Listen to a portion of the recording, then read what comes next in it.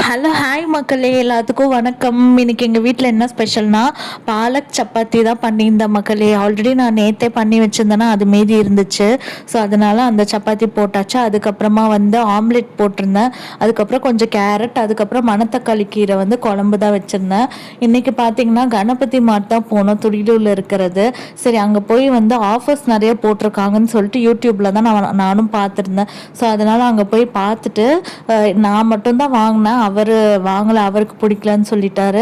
எனக்கு 3 piece tops 1000 rupees இருந்துச்சு. So அதனால் அதுதான் வாங்கினேன். அப்புறம் ஜூடியோக்கு வெஸ்ட் சைடுக்கெல்லாம் போயிருந்தோம். ஜூடியோலலாம் இன்னும் ஆஃபரே போடல மக்களே. இது ஆகஸ்ட் 1 தான் ஆடி தள்ளுபடி ஆஃபர் போடுவாங்க அப்படின்னு சொன்னாங்க. சரின்னு சொல்லிட்டு எல்லாம் போய் சுற்றி பார்த்துட்டு வந்துட்டோம். அதுக்கப்புறம் ரிலையன்ஸில் துடிலூரில் தான் மளிகை சாமான மாதம் நாங்கள் அங்கே தான் வாங்குவோம். அதனால சரின்னு சொல்லிட்டு அங்கே வாங்கிட்டு முட்டை வாங்கியிருந்த மக்களே. ஒரு முட்டை பார்த்தீங்கன்னா 7 ரூபா 10 பைசா சொல்லியிருந்தாங்க.